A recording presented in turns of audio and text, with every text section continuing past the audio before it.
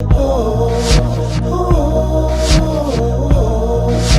love this skyline view. Thank you for tuning in to The Reading, produced by Black Spectrum Network. Please go to www.blackspectrumnetwork.com to purchase a private psychic reading. If you can't get enough of my content, go to patreon.com/Black Spectrum Network. For as little as $2 a month, you can get these and other videos at least 1 week ahead of their YouTube release date. Please like this video, click the subscribe button, and leave us some feedback in the comments section. I'm going to go ahead and start shuffling the cards so that we can begin the reading on Issa Rae.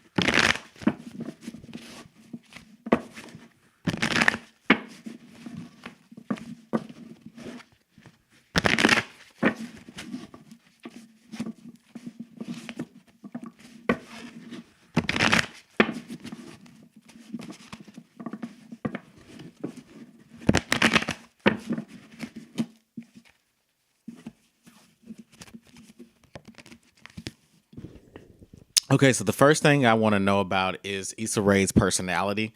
So let's see. The first card that I get is the Prince card. So this is speaking about Issa Rae. Issa Rae, the person, actually being someone who is flirtatious. She does. I do know that she produced the Awkward Black Girl series, and that there is an inherent awkwardness about her energy, but she uses her awkwardness to be funny, and in that way, she makes herself attractive to people. So I do watch Insecure, so I know that part of the Issa, what Spirit is telling me is that part of the Issa character is honest to Issa Rae. The person is the aspect of her that is romantically attractive because she's funny, she's awkward, she's humorous, and I see that Issa Rae is a very quick thinker. It's her brain that makes her very attractive to other men, and it's her humor that makes her very attractive to other men. At the same time, she uses that. She uses her humor and her awkwardness to hide behind what she really thinks, what she really feels. And there are two Issas. There's the awkward Issa, and then there's a really cool, down to earth, very decided, less awkward version of herself. But the awkward self is used to charm other people, to come off as to at least appear as though she's not threatening, and it allows for her to size up other people that are around her. So when she's dating, she typically uses her awkwardness or her shy, or the ability to appear shy when she first meets someone, to figure them out, and then she will choose how much of herself she wants to show to that person, and that helps her a lot when she's dating. The networker card came out. So Issa Rae is naturally empathic. She's very aware of the emotions that other people produce. She is a healer, a nurturer, very gentle with her words, very sensitive to marginalized communities. I'm hearing especially. I'm seeing that she uses her empathy to acquire new networks of people, new friendship circles. So she's the person that you can essentially expect to become your friend, so that she becomes your friend, so that she can tell you about other people. Like, no, so that you can tell her. How do I say this? Issa Rae is your friend, so that Issa Rae is your friend simply because not in a bad way, but Issa Rae is your friend because she's essentially trying to amass as much popularity as possible, but good popularity. She wants to be successful, but she knows that her success lies in being exposed because she has these very unique ideas that can only her ideas can only be seen as valuable or promoted as valuable if she knows the right person. So she networks so that she can, and that's her main skill is networking. She tries to make sure that her little black book is filled with very powerful numbers, very powerful people, and she always tries to make the right connections. She's not as much focused on building wealth as much as she is trying to build a network of people that will help her to build her own wealth. The Virgin card comes out, and this is talking about her having a very pure heart, a very pure spirit. I don't get a shadiness about Issa Rae. I don't get catty energy in the way that I would someone from a reality show, so to speak. But what I do get from Issa Rae is that she very much enjoys the company of people that are combative. She does like people that are, that do have a mean streak to them, that are a bit jealous hearted, that live on the edge, because very naturally she tries to gravitate towards positivity, towards peace, discourses of self-empowerment.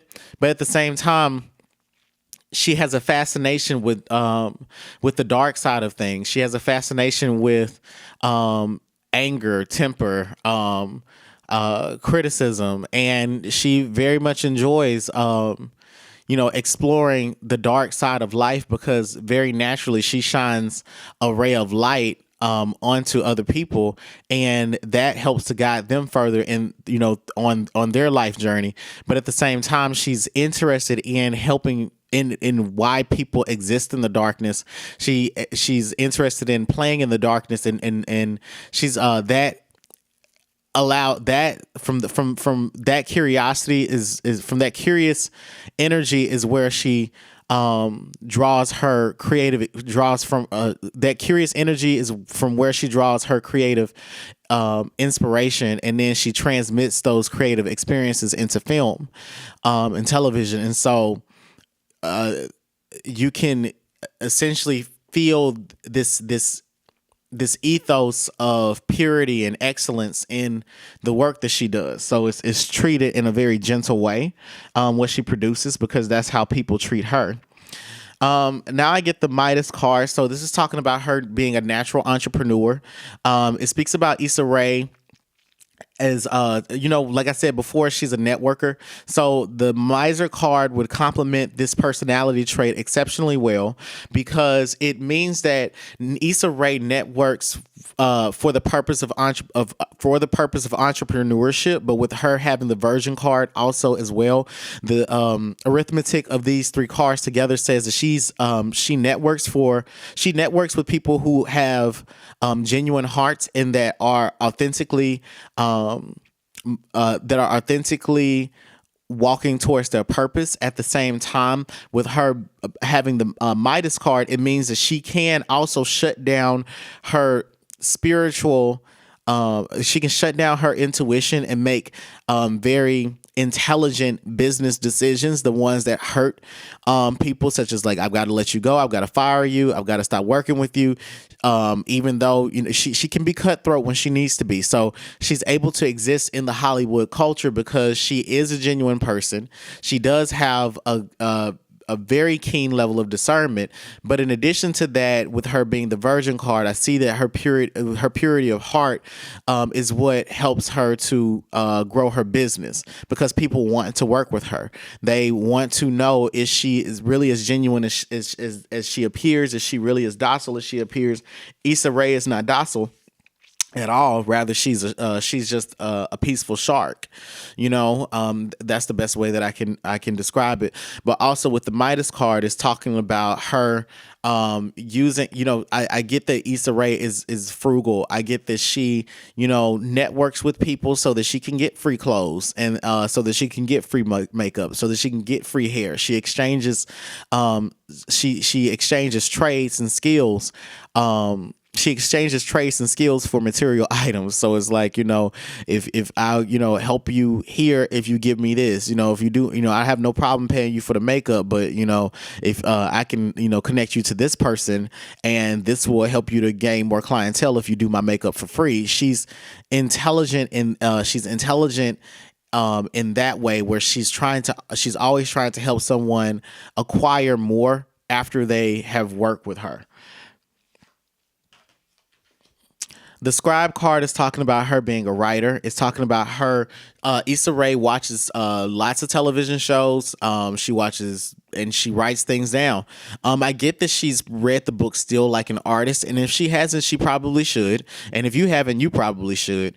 But in the book Still Like an Artist, it talks about how you need to write down where you wanted a particular show to, like, for example, if a television show disappointed you, you have to ask yourself, well, what did you want to happen? What did you expect to happen? Because whatever excited you is going to excite someone else. And you need to write those things down so that when you have the opportunity to produce your own television show or your own script, you can do those things, and you will never have a writer's block. So I get that Issa Rae is a writer. I get that she writes a lot. I get that writing is her main form of artistic expression and getting out her intellectual ideas as well. I get that she writes a lot of comedic things, a lot of skits. She has this energy about her that reminds me of what I heard about Lauryn Hill. Someone said that Lauryn Hill, this was years ago, I was reading an interview, I can't remember where it was, but they were saying that Lauryn Hill writes down, she's always writing, she's always creating new music, and even she's at a restaurant and she's writing down lyrics on a piece of a napkin, and then she just throws it away. Anyway, with that being said, back to Issa Rae, I get something similar about Issa Rae, that she always has her phone in her hand. She's in her notes app, or she's in some app writing down good jokes, funny moments, great ideas, great thoughts, great pitches for great shows. I get that Issa is always working. She's always writing. And if she's not writing and she's not on set, well, she's always writing. That's what I get about her. She's someone that's always trying to shop her next script. She's always trying to read someone else's script. She's always trying to better her writing abilities. And I think that what she's trying to do is she's trying to evolve from being a writer into being a storyteller.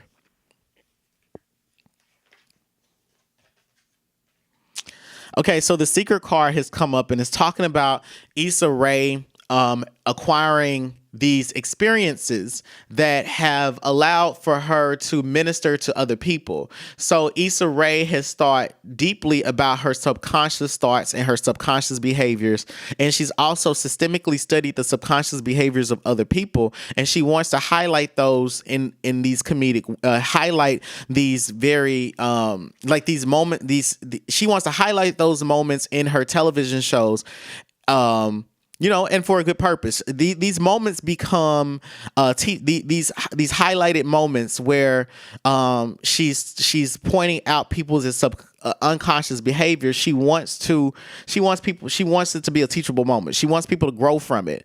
And I get the Secret card is saying that she's looking for new ways in which she's always trying to figure out, where is she ignorant? In what ways is she ignorant, and how can she put her ignorance on a platform for other people to critique? But she does this so that other people can critique her and then live better for themselves. You know what I'm saying? But the thing is that, the downside to this is that, a lot of times people are, they can give good advice, but they can't take their own advice, right? They can't actually act on it. So Issa Rae, but that's what makes her great for a great entertainer, is that as being a seeker, she's able to use television and and educate people about the knowledge that she has accumulated through along her journey, especially when it deals with the intersections of being a, a, a black woman in Hollywood, or having Nigerian ancestry, but trying to connect Africa, people that are native that are native born from Africa, or at least one generation away from the continent of Africa, of being born there, and how can she connect those experiences to the larger experiences of Black Americans, and what that is like. And I hear that she is trying to travel across the borders of race, ethnicity, gender, and to a much lesser extent, like sexuality and sexual orientation. But she really wants to explore the what it means to be insecure about intimacy. That's where she is in her life right now, and she's trying to create teachable moments from what she has. She's trying to create teachable moments from what she's experienced through, either herself personally, or what she's experienced secondhand, because someone either told her about it, or it was happening to them, and she had to help them through it. The final card that I get for Issa Rae is the Child Wounded card, and the Child Wounded card is speaking about Issa Rae is on a path to learning forgiveness towards people that have picked on her, or people that discounted her, people that counted her out, and she's practicing this forgiveness by being nice to them, and always in basking in the glory of having a very people receiving her positively. I get that this is, she's like, the best revenge is my paper sort of moment for her, especially because as a Child Wounded card is speaking about her growing out of this phase. She's being an adult. She's healing essentially by putting her childhood traumas on the big screen, and one of them is about getting married, and having kids, not disappointing your parents, being in your late 20s, and not being 100% sure of where your career is going, but just trying shit. I get that vibe from her, that she's more accepting of the self-fulfilling prophecies that impacted her life. I'm hearing that certain people picked on her for definitely for her awkwardness, and she's learned to forgive them by portraying them in these very complicated ways, and being empathetic to why they would have reacted the way that they would have reacted to her. But this is happening on an adult scale, so she's not poking fun at fictionalized representations of children, but she's poking fun at adults because she's no longer the child wounded. Okay, so that's been the personality reading for Issa Rae. All right, so now I'm going to get into some other questions about Issa. Let me clean this up just one second.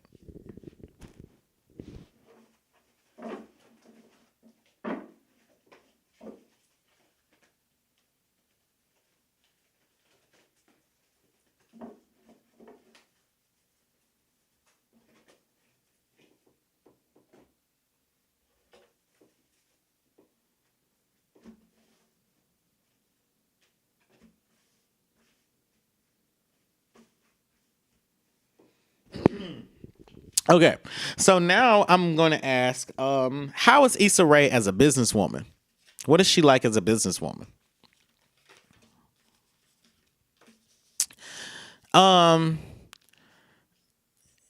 Issa Rae is actually, she's pretty indecisive when it comes to making decisions. she likes to hear, and the reason that she's indecisive is because she likes to hear from everyone in the room, and she wants to weigh out options. And I hear that, not so much that she's a people pleaser, but she likes to make consensus based decisions or collective decisions. And she is very open to criticism, and sometimes those criticisms can hinder her from, like, she overthinks them. She's always trying to perfect. She's a perfectionist, and she allows people's predictions, or their people's predictions of how a project will work out, or people's previous experiences, their retelling of their previous experiences of how projects have worked out. Those things will weigh heavily on her mind, and she may not make a decision as quickly as she needs to. I'm also saying here that she is a risk taker, definitely. But she's a risk, but she takes safe. She's a safe risk taker, if that makes any sense. People definitely push her to, think even more outside of the box, but Issa Rae she's a controlled thinker. Like, she's strategically disruptive.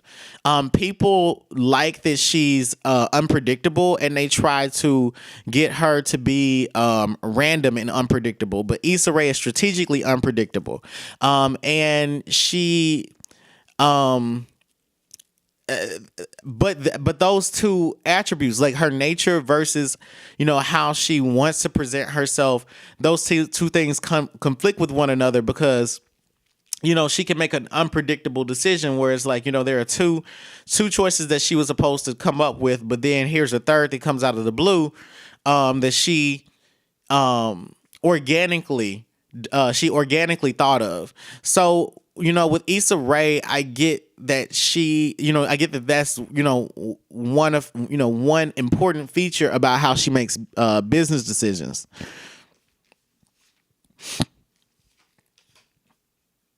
Issa Rae is, her contracts are very, her contracts are like yearly. I don't get that she contracts you out for a long time. I get that they're very fair contracts, and I also get that she is she's very much a woman of her word. So if you say that you're going to do something, you're going to do it. And if you don't do it, she immediately cuts you off. She has all your responsibilities outlined in the contract if you work with her or work for her. I also get that she likes to keep herself away from other people. I get that she does have an introverted nature, and she likes to create on her own. She likes to write on her own. She likes to have her own space, and then she will work with everyone collectively after she has come to her own conclusion about where something is headed, or the direction of a project. But I mainly get that Issa Rae focuses on contracts, legality, protecting herself legally. I get this feeling that she cares a lot about people suing her, and she doesn't want her reputation to be slandered through people people saying things about her in depositions, or sitting on the stand and saying things about her that are outrageous. She's very careful with how she designs a legal contract, with what she signs. I get that she looks over the documents twice, and I also get this vibe about her that she always tries to negotiate to have things separate from everyone else, because she wants to have her own space. So she will have her own, studio or her own writing room, because she needs to rejuvenate in her own way. She needs to rejuvenate by being alone. I also get that Issa Rae does, her dating life is very separate from her business life. I get that if Issa Rae has a boyfriend, which I get that and I'm getting the energy that she does date, and there's a guy that she's dating who's around her age. I get that he is in the industry, but I don't get that he's like an actor. I get that he's like a businessman. He works in the entertainment business, but I get that she definitely keeps those things separate. She won't bring this person to set. She doesn't want even an inkling of her personal life to come out. Like, she doesn't mind appearing single. She doesn't mind that she really just doesn't mind that her personal life is her romantic life is not something that people would really be interested in. But at the same time, she also understands that she could end up being a hot topic because it's an area that people typically won't explore with her. But she doesn't want those things to come out because there's this and it's a reasonable fear. I feel personally, that this is a reasonable fear. That's not Spirit saying this, but it's she has a fear that her relation, if people knew who she was dating, they would forget about her. They would forget about her, ability to act, her ability to write, her ability to direct, her ability to produce, and they would focus on her relationships. And she's not perfect in relationships. That's one thing that I hear that she loves to keep private, is that she hasn't been perfect in relationships and dating, and she would like to keep those things separate from her business. So she's not even striving to be perfect in a relationship either. I hear that like in my ears. She's like, I'm not striving to be perfect either. All right. So the next thing that I want to know is what does she think of Hollywood?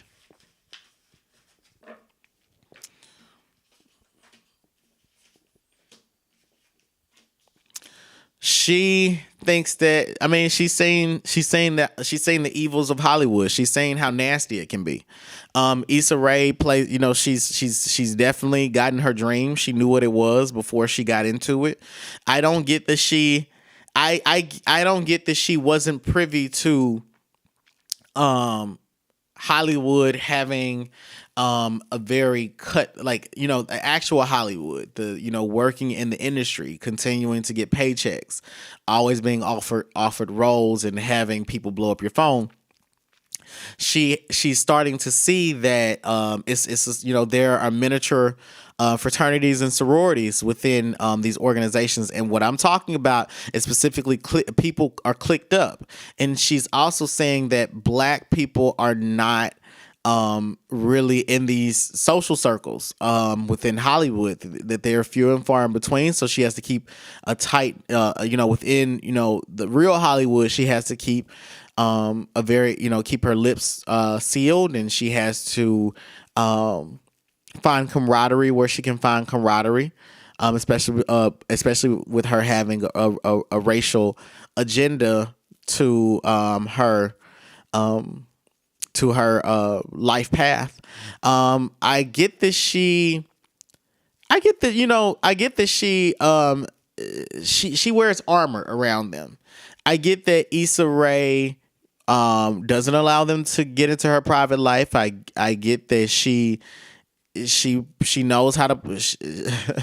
There's the cool Issa that's down to earth that you sit wine with, and then there's the Issa that she's very intelligent, she knows how to play a character. She knows how to play a role, and when she goes around those people, she plays that role.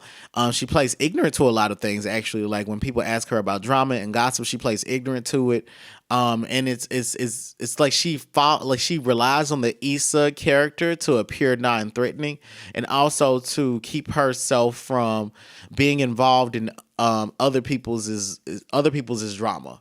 But she likes to sip the tea. She can't help but get to the gossip. I also get that about her. So she's having, there are some things about that she enjoys, but she has her eyes wide open. I don't think anything that she's seen has surprised her in particular, but I do get that she has had to stop men from making advances towards her. And she's had to just not so much that she's had to just deal with it, but she was a bit shocked that certain men would make a pass at her and she had to immediately turn it down. I get those three feelings about her, but with the devil card coming up, I mean, there are things in Hollywood that she's seen that she had heard about before she was in Hollywood. So I don't think it surprised her when she actually saw it. Okay. What does she think about her co-stars Dominique Perry and Sirah Jackson having a baby together?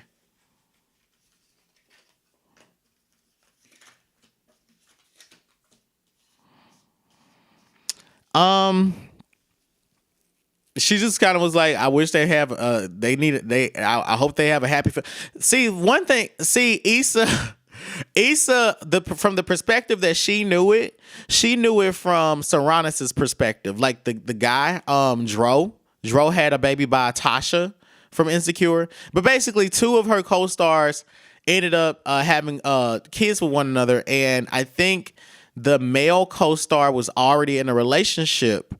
So the male co-star was in a relationship already, and he had a baby outside of his relationship with his co-star. So anyway, I don't know if this is true. I guess I should pull cards on it, but I don't really care.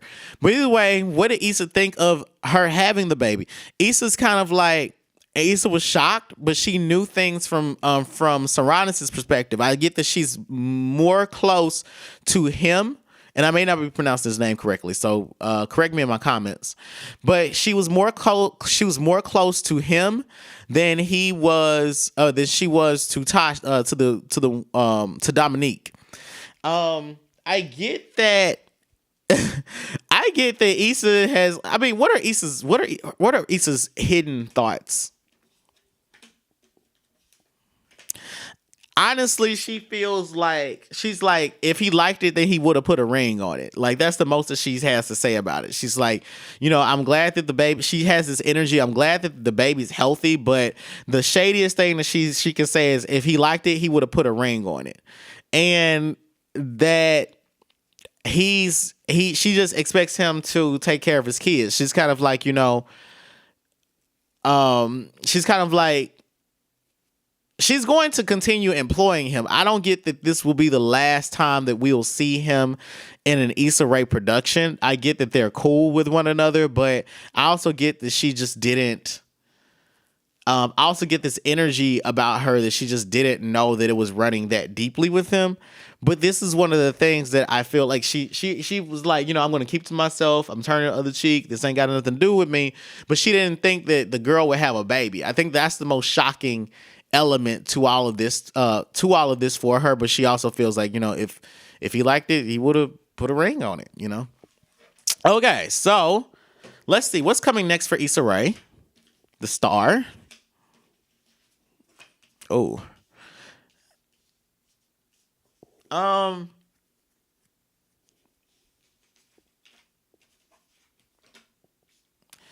Issa may end up like in a legal battle with someone over some rights for something. Like she may end up in a legal, like, not, and I get that she may file it or somebody's gonna file. Like I get that she's gonna be defending herself from something. It's gonna be like someone accusing her of taking something from them. But it's gonna be like a plagiarism or something. It's gonna be it's gonna be related to that, but it's not gonna be about. I don't know if it's gonna be about Insecure rather, but I do see that I do see that coming for her in her career. What else?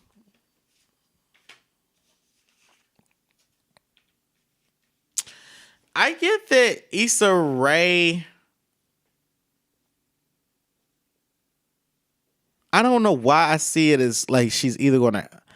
I don't want to say she's going to have a child, but the way that the cards are leaning to, it's like she could. The energy of her cards right now is, and this is like me reading her energy as of right now.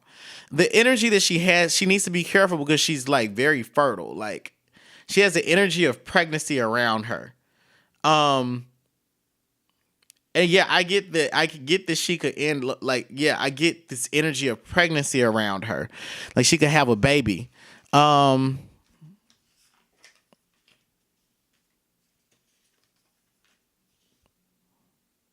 She could either have a baby or she's going to have to take care of a young child because of a family member, that either passes a family member that passes away, is one of the two. That's the energy that's around her. But I get that right now she's flustered with that. This isn't really saying as much. There's a legal battle with her career. Anything else you can tell us?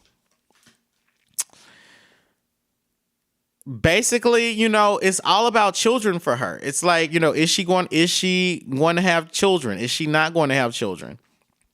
I mean, we know that there's another season of Insecure, so we know that that's coming for her. Will she get another show on the air?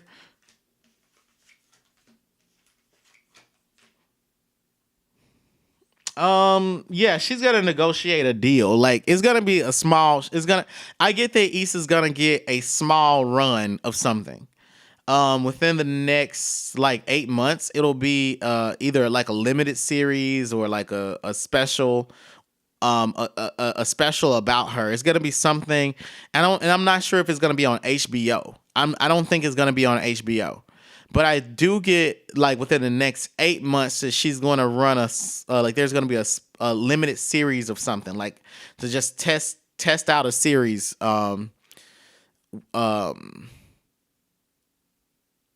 It's not, it's like something is gonna come. It's like something that she's been working on that comes to television. Either it's gonna be from YouTube and it makes it on the television, or it's going to be about 20 minutes. It's gonna be about 20 minutes long, maybe 4 to 6 episodes or something. And if it doesn't make it to TV, it'll make it to some platform. It'll be on her YouTube. I know her YouTube produces short film content, so that may be the next thing that she does. She may actually do a hands-on project under her Issa Rae Productions account. All right, so with that being said, thank you for tuning in to The Reading, produced by Black Spectrum Network.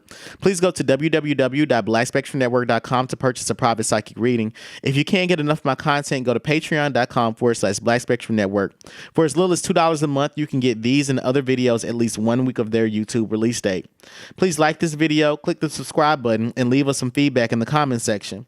But before I go, I leave you with this quote from Iyanla Vanzant. The answer always lives in the same room as the question. You are the answer. I'm your reader, Nexo, and thank you for tuning in to The Reading.